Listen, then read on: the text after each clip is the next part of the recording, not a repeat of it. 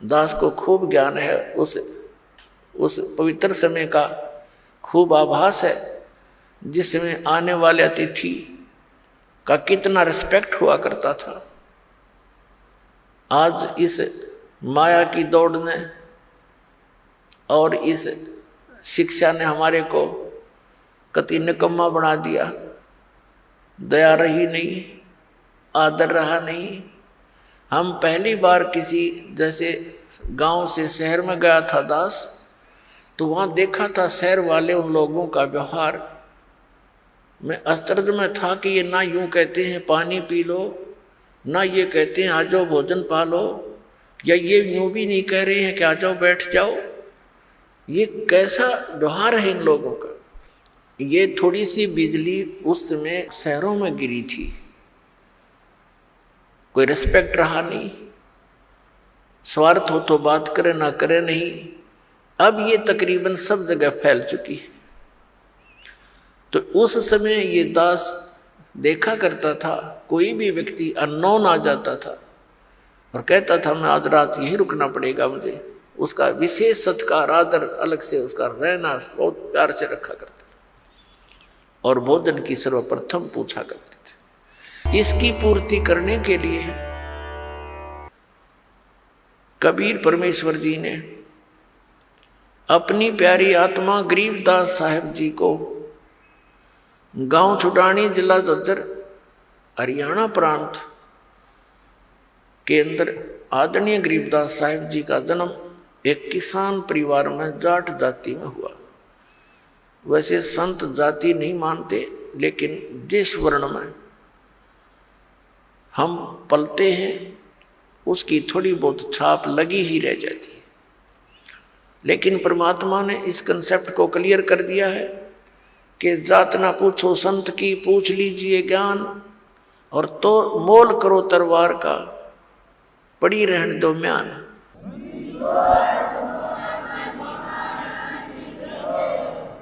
आदरणीय गरीबदास साहिब जी जब 10 वर्ष के बालक थे, अपने ही गांव के खेतों में, अपने ही खेतों में, अपनी जमीन में वहां पशुएं गौवें चरा रहे थे। परमात्मा वही कबीर देव काशी से सह शरीर जाने के लगभग 200 वर्ष उपरांत सन 1518 में गए थे, सह शरीर चले गए थे परमात्मा कबीर जी, और सन 1727 में आकर के वे गरीबदास जी को सतलोक से आकर के फिर मिले, लगभग 209 वर्ष बाद। और फिर उनको वहां आकर उनके पास पहुंचे। उस समय ये पाली यानी आदरणीय गरीबदास साहिब जी तथा उसी के साथी गवाले वहां पशुएं चल रही थी। दिन के 10 बजे फाल्गुन सुदी द्वादशी, फाल्गुन सुदी द्वादशी और विक्रमी संवत 1784 यानी सन 1727 दिन के 10 बजे खाना खा रहे थे। गौवें चर रही थी इधर उधर, कुछ बैठी थी वृक्षों के नीचे। परमात्मा एक साधु वेश में, जिंदा के महात्मा के वेश में वहां आए। पालियों ने, ग्वालों ने कहा राम राम महाराज जी। परमात्मा ने कहा राम राम भाई। तो उन पालियों ने, बच्चों ने कहा कि महात्मा जी भोजन पाओ। परमेश्वर ने भोजन से मना कर दिया और धन्यवाद कर दिया और कहा भोजन मैं खा के आया हूं भाई अपने गांव से। ग्वालों ने पूछा आपका गांव कहाँ है, कितनी दूर है यहां से? परमेश्वर ने कहा कबीर जी ने कि 16 शंख पर हमरा तकिया, हम गगन मंडल के जिंदा, हुक्म हिसाबी यहाँ चल आए, काटन काल का फंदा। पालियों ने पूछा था कि महाराज जी आपका डेरा कहाँ है, आपका गांव कौन सा है, आप कहाँ रहते हो।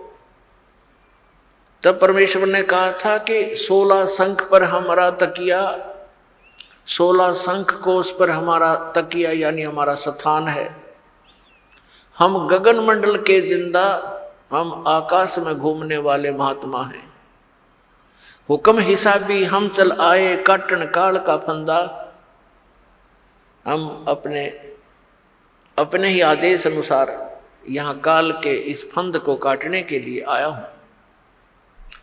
इस गूढ़ ज्ञान को बच्चे नहीं समझ सके, वो पाली ग्वाले नहीं समझ सके, जिसमें बड़ी उम्र के भी थे। उन्होंने सोच लिया कि 16 कोस की दूरी पर होगा। पहले एक दूसरे से इतने परिचित नहीं थे क्योंकि कन्वेंस नहीं होती थी। फिर कहा महात्मा जी भोजन पालो। परमात्मा ने कहा नहीं भोजन नहीं पाऊंगा। तो उन्होंने कहा जी भोजन नहीं पाओगे, दूध तो पीना पड़ेगा महाराज जी। क्योंकि एक श्रद्धा और प्यार से लाडों में पहले दास को खूब ज्ञान है, उस पवित्र समय का खूब आभास है, जिसमें आने वाले अतिथि का कितना रिस्पेक्ट हुआ करता था। आज इस माया की दौड़ ने और इस शिक्षा ने हमारे को कति निकम्मा बना दिया। दया रही नहीं, आदर रहा नहीं। हम पहली बार किसी जैसे गांव से शहर में गया था दास, तो वहाँ देखा था शहर वाले उन लोगों का व्यवहार। मैं आश्चर्य में था कि ये ना यूं कहते हैं पानी पी लो, ना ये कहते हैं आ जाओ भोजन पा लो, या ये यूं भी नहीं कह रहे हैं कि आ जाओ बैठ जाओ। ये कैसा व्यवहार है इन लोगों का। ये थोड़ी सी बिजली उस समय शहरों में गिरी थी, कोई रिस्पेक्ट रहा नहीं। स्वार्थ हो तो बात करे, ना करे नहीं। अब ये तकरीबन सब जगह फैल चुकी है। तो उस समय ये दास देखा करता था, कोई भी व्यक्ति अननोन आ जाता था और कहता था मैं आज रात यहीं रुकना पड़ेगा मुझे, उसका विशेष सत्कार आदर अलग से उसका रहना बहुत प्यार से रखा करता था और भोजन की सर्वप्रथम पूछा करते थे। तो उसी दृष्टिकोण से उन्होंने कहा जी वो दूध तो पीना ही पड़ेगा। फिर पहले गौवे बहुत रखा करते थे गांव शहर में, यानी खेतों में बहुत सी गायें रखते थे और बहुत सी ऐसी गौवें भी होती थी जो बहुत शरीफ होती थी, जब चाहे बच्चा लगाया और दूध निकाल लेते थे। तो परमात्मा ने कहा भाई दूध पीऊंगा कंवारी गाय का, पिलाना है तो पिलाओ बच्चों। तो वो जो बड़े बड़े पाली थे वो कहने लगे बाबा जी तेरा दूध पीने का इरादा नहीं है, मजाक करते हो आप। कंवारी गाय कभी दूध देती है? परमात्मा कहते हैं भाई तुम्हारी नीयत दूध प्यान की है तो कंवारी गाय भी दूध दे देती है। अब वो बड़े पाली थे, वो तो मजाक समझ रहे थे। छोटा बच्चा था 10 वर्ष का गरीबदास साहिब जी, वो खड़े हुए बच्चे जैसे गतिविधि करते हैं। अपनी एक बहुत प्रिय बछिया थी, जाके संग बैल नहीं लागा, यानी कंवारी, उसको पकड़ लाए, गले में रस्सी बांध रखी थी छोटी सी, और उसको पकड़ कर लाए। देखो महाराज जी इसको बच्चा तो है नहीं, दूध कैसे देगी? तब परमात्मा ने कहा बेटा ऐसा करो, आपके पास जो कोई पात्र है छोटा सा, जैसे मिट्टी का एक पात्र था, 5-7 किलो जैसे लस्सी वगैरह ले आते थे, वो उन्होंने धो मांझ कर रख रखा था। कहा जी ये है, इसको साफ कर रखा है, रखो इसके नीचे। गरीबदास जी पकड़ कर बैठ के उस बछिया के सतन के नीचे, और परमात्मा ने खड़ा होकर के ऐसे थपकी मारी कबीर साहब ने उस बछिया की कमर पे, आशीर्वाद भरा हाथ रख दिया परमात्मा कबीर जी ने। लंबे लंबे सतन हो गए और दूध की धार बंद की, पात्र भरते ही वो अपने आप बंद होगी। बोलो सतगुरुदेव।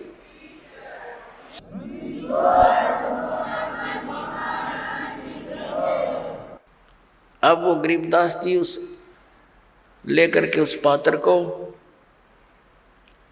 परमात्मा से कहा, ले महाराज जी पी लो, आपने तो कमाल कर दिया।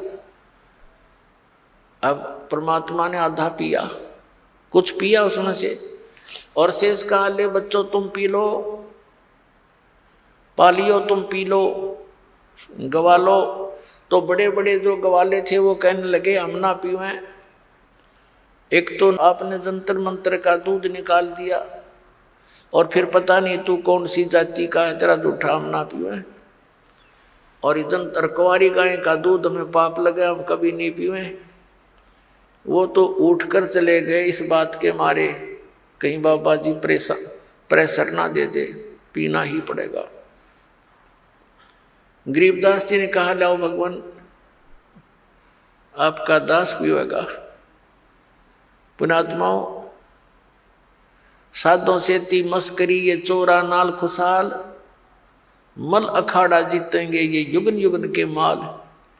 तो वो युगन युगन के माल थे गरीबदास जी, युगन युगन के पहलवान थे, रेसलर थे, अब प्रैक्टिस करते आ रहे थे। उनके हृदय में एकदम बात सवागी, अकेला आपका दास पिएगा। तो पुण्यात्माओं, इस ज्ञान को, इस मार्ग को वही ग्रहण कर रहा है जो युगों युगों का माल पहलवान है, बहुत दिनों से इसमें संघर्षशील है।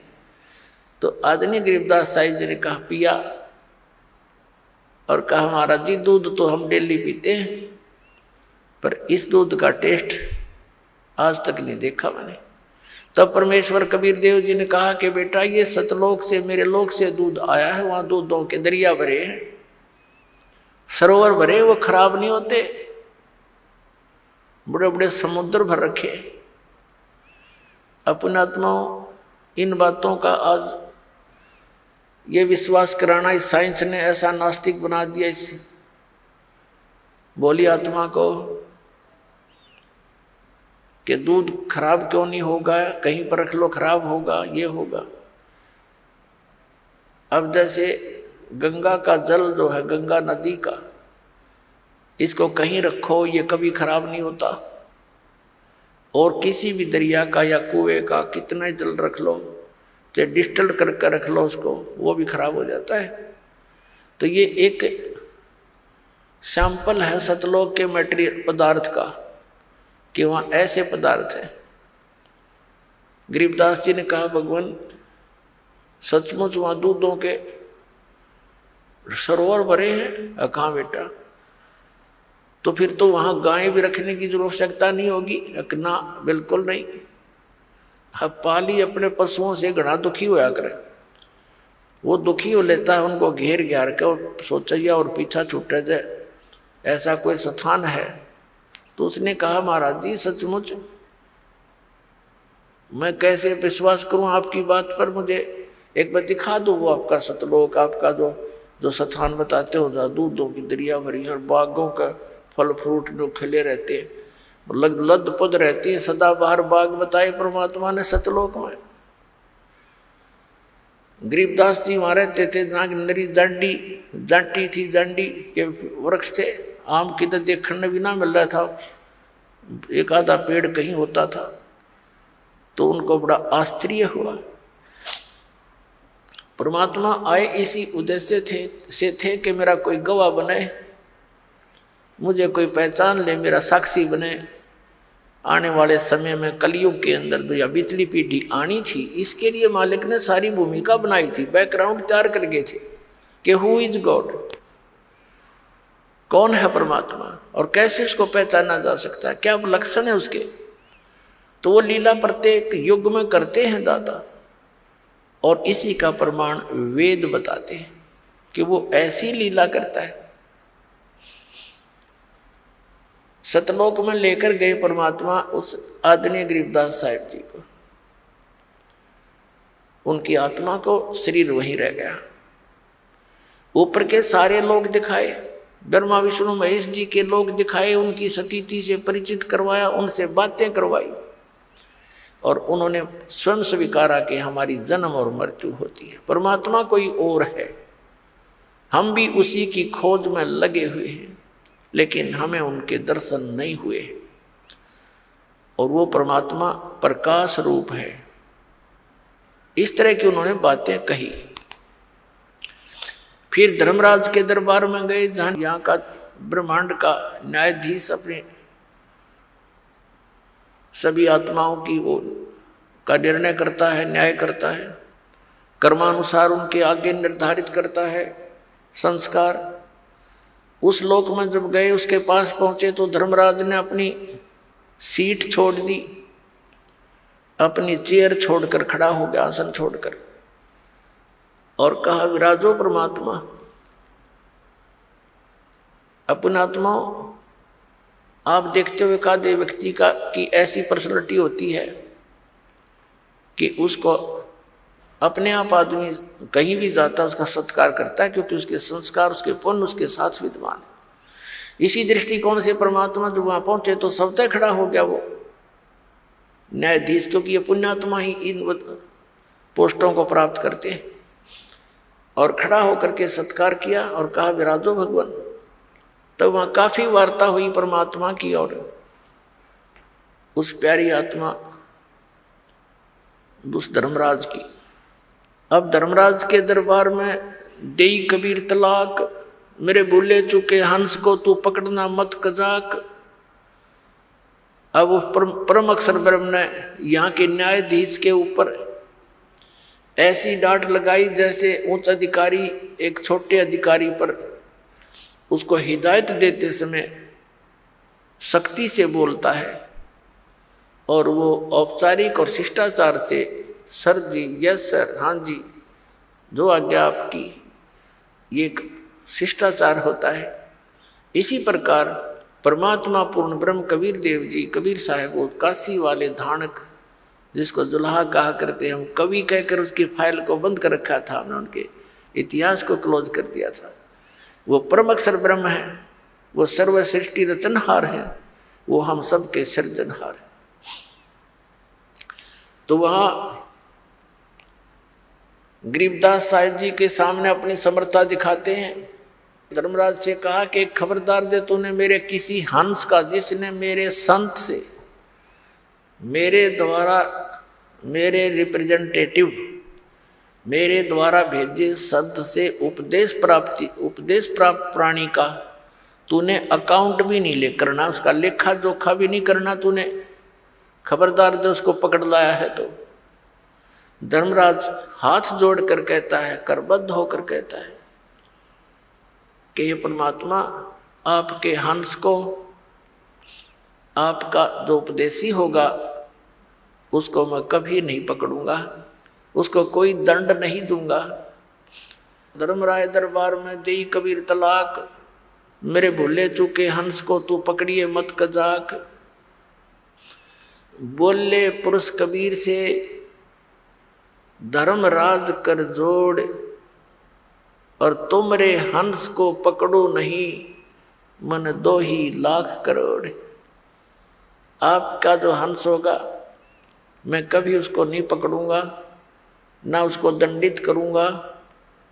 और फिर उसने कहा कि परमात्मा, जब तक आपकी शरण में ये जीव नहीं आता तब तक इसके पूर्व जन्म के संचित पाप कर्म मेरे पास विद्यमान होते हैं। हे प्रभु, अब मेरे कागजों में वो स्टैंड करते हैं, और यहाँ का नियम है जैसे कोई कर्म करेगा वह भोगने पड़ेंगे।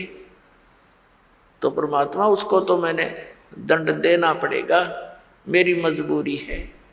तब परमात्मा ने, कबीर देव जी ने कहा था, कबीर साहब ने, ये कर्म भ्रम ब्रह्मंड के मैं पल में कर हूँ नेस, और जिन हमरी 2 ही दी सो करो हमारे बेस।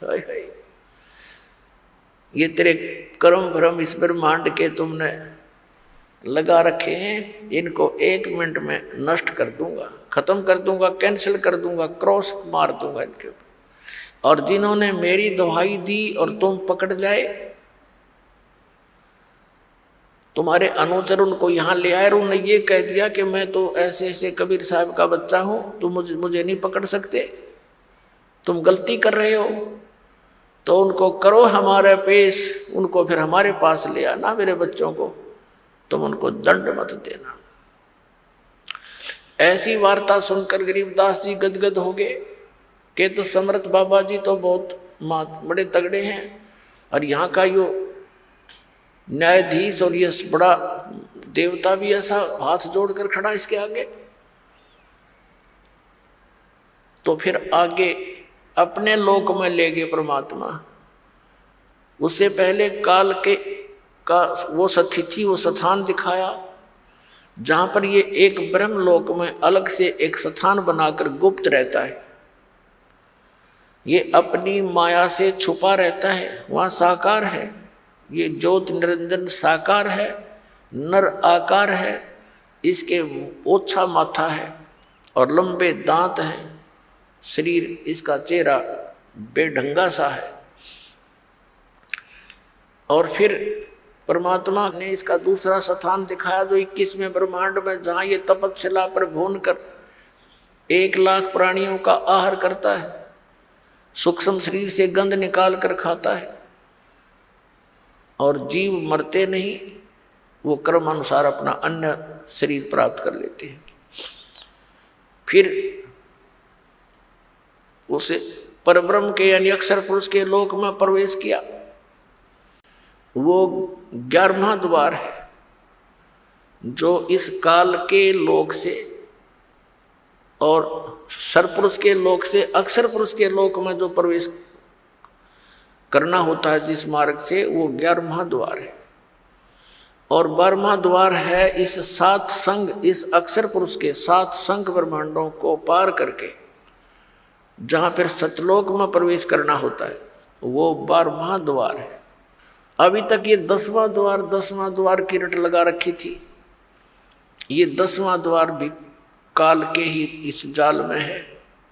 और 11वां जो द्वार है जो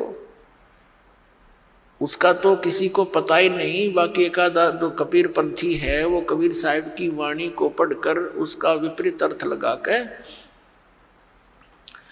वो कहता 11वीं खिड़की, बसंतीम खिड़की, 11वीं खिड़की, 11वीं खिड़की। उसको ये नहीं मालूम कि नीम हकीम खतराए जान होता है। और फिर दावा करते हैं वो लोग कि मेरे से बड़ा, मेरे से अधिक ज्ञान किसी का नहीं, क्योंकि मैंने 11वीं खिड़की पागी।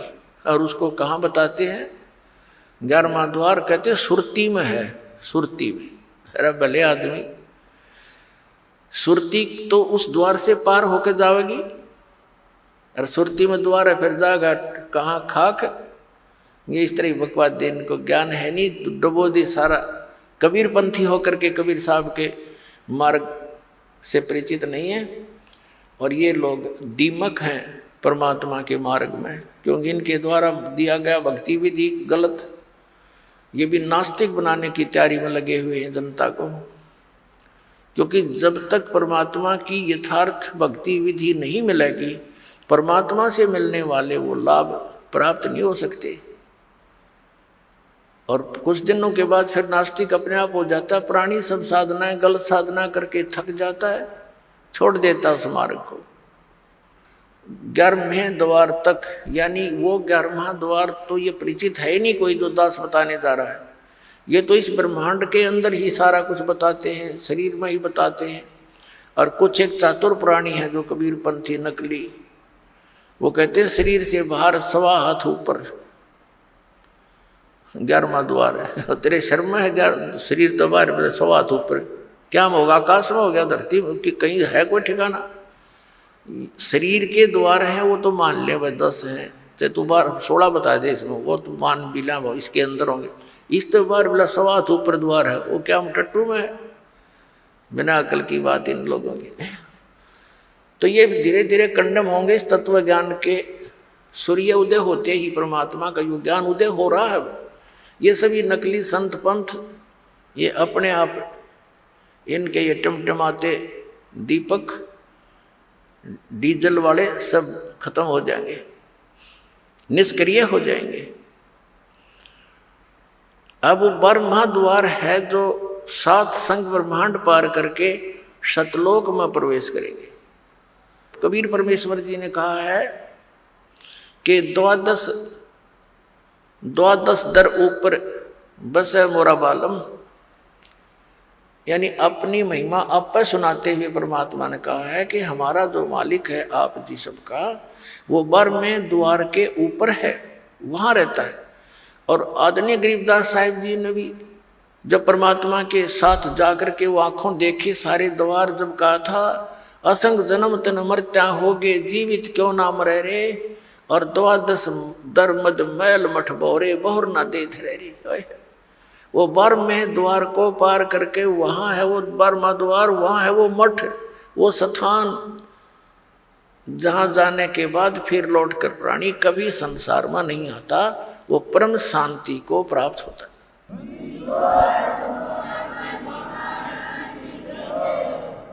जब बर में द्वार को पार करके सचखंड सतलोक में प्रवेश किया, आदरणीय गरीबदास साहिब जी के शरीर का नूर 16 सूर्य जितना प्रकाशमय हो गया। और क्या देखा, वो जिंदा महात्मा के रूप में परमात्मा जा रहे थे। उस परमेश्वर ने अपने रूप को, अपने तेज को छुपाया हुआ था, और दूसरे रूप में वो वही कबीर परमात्मा अपने अन्य रूप में एक बहुत बड़े सिंहासन पर तख्त ये अपना लकड़ी का नहीं, तख्त होता है जैसे राजा लोगों की राजगद्दी को तख्त बोला करते थे कि फलाना राजा इतने सन में तख्त पर विराजा था, तख्त पर बैठा था, यानी गद्दी पर बैठा था। कंट्रोलर की सीट पर समझ लो तख्त। तो वहां परमात्मा विराजमान दूसरे रूप में सिंहासन के ऊपर, बहुत सुंदर सिंहासन, और जिंदा महात्मा के रूप में कबीर जी, कबीर परमेश्वर जी नीचे से गए थे, गरीबदास साहिब जी उनके साथ थे। वहां एक चंवर रखा था, जिंदा महात्मा के रूप में परमेश्वर कबीर देव जी, कबीर साहिब जी अपने ही दूसरे रूप पर चंवर करने लगे, जो सिंहासन पर विराजमान था, जैसे एक सेवक करता है अपने गुरुदेव के ऊपर चंवर करता है श्रद्धा के साथ। गरीबदास जी ने सोचा कि भी भगवान तो ये है जो तख्त पर विराजमान है, गद्दी पर बैठा है, उस परमात्मा के एक रोमकूप में करोड़ सूर्य मिला दे, करोड़ चंद्रमा, इतना नूर था एक रोम का। एक रोमकूप कहो चाहे एक बाल कहो, रोमकूप समझो, रोमकूप का अर्थ है जो रोम का छिद्र, बाल का छिद्र। अब गरीबदास जी ये सोचने लगे कि ये है भगवान, और बाबा जी यहाँ का नौकर ना करे इनका। जो जिंदा महात्मा के रूप में भगवान गए थे नीचे से ऊपर, उसी समय वो तेजो में शरीर खड़ा हुआ, तेजो में शरीर वाले प्रभु खड़े हुए, और जिंदा महात्मा का रूप उस पर विराजमान हुआ अनंत ब्रह्मांड के कंट्रोलर के सिंहासन पर। और वो तेजो में शरीर स्टोर करने लगा बाबा जी वाले रूप पर, नौकर की तरह, सेवक की तरह। अब गरीबदास जी कभी उधर देख रहे हैं बालक, कभी इधर देख रहे हैं, सोच रहे हैं ये क्या कारण है कि इस बाबा जी के ऊपर और ये भगवान चमर कर रहे हैं। इतने में क्या देखा कि वो तेजो में शरीर उस जिंदा वाले शरीर में समा गया। अकेले जिंदा वाला शरीर अनंत कोट ब्रह्मांड के स्वामी के उस सिंहासन पर विराजमान रहे, चंवर अपने आप हो रहा था, अपने आप सिर पर ऐसे हो रहा है। गरीबदास जी अचरज में गिर गए और कहा कि भगवान सचमुच आप ही परमात्मा हो। कहाँ बेटा, मैं ही परमात्मा हूं। सोचल सीधर मैं करूं अपने जन के काज। तो गरीबदास जी ने वहां के देखे सब वो नजारे, वो समुद्र और वो भरे हुए दूधों और दहियों के माट, वो सरोवर देखे, फलदार वृक्ष देखे, और वहाँ का वातावरण देखा। कहा भगवान अब मुझे यही रख लो आपके बच्चे को। वहाँ के वो सब भक्त जो आत्मा हंस वहाँ पर रहते हैं उनसे मिले। कबीर साहब ने फिर उनको सृष्टि रचना सुनाई। उन अन्य जो वहाँ रहते हैं पुण्यात्मा, उन्होंने बताया कि ऐसे ऐसे जो यहाँ से चले गए उन्होंने ये गलती की थी और उसका दंड देखो कहाँ भोगना पड़ रहा है। परमात्मा जाते हैं, कोई सुनता नहीं, उस काल के ही बातों में फंसे पड़े हैं, उसके झूठे सुख में सब वहीं पर व्यस्त हैं। जन्म और मृत्यु और 84 लाख प्रकार के प्राणियों के शरीरों में वो कष्ट उठा रहे हैं गरीबदास। और अब ये है वो स्थान जहाँ कभी जन्म मृत्यु नहीं होती, कभी वृद्ध अवस्था नहीं आती और कुछ भी काम नहीं करना पड़ता, इतना आनंद रहता है, सब आहार उपलब्ध है। गरीबदास जी ने कहा परमात्मा मुझे यही रख लो, भेजो ना भगवान, वो तो घना गंदा लोक है भगवान, वहाँ तो हाहाकार माचरी है। तब गरीब परमात्मा ने कहा बेटा तुम यहाँ से जब गए तुम बहुत भक्ति युक्त थे, अब तुम भक्ति रहित हो गए। मैं एक ऐसा मंत्र दूंगा जिसको सतनाम कहते हैं, 2 अक्षर का है, जिसमें एक ओम मंत्र है, एक तत्व गुप्त है। श्रीमद् भगवत गीता अध्याय नंबर 17 के श्लोक 23 में ये मंत्र सांकेतिक अर्ध सांकेतिक लिखा है। ओम तो सार्वजनिक है, स्पष्ट है। तत् और सत ये 2 मंत्र गुप्त हैं। ये केवल कबीर परमात्मा ने अपनी उन प्यारी आत्माओं को दिए थे जिनका मोक्ष हुआ। फिर उनको सख्त हिदायत दे दी थी कि अभी इस सतनाम को डिस्क्लोज ना करना, नहीं तो आने वाले समय में ये काल के दूतों का दाव लग जाएगा और मेरे बच्चे भिन्नता पहचान नहीं सकेंगे, क्योंकि इस मंत्र के देने वाला पृथ्वी पर एक ही होता है, दूसरा नहीं हो सकता। या तो परमात्मा आए थे, उसमें वो अकेले ही थे, ना कोई ऐसा साधन था, ना कोई मीडिया थी, ना कोई कन्वेंस था। और फिर भी परमात्मा ने 64 लाख से 100 को स्वयं ही नाम दिया, दीक्षा दी थी, अन्य को नहीं दी थी।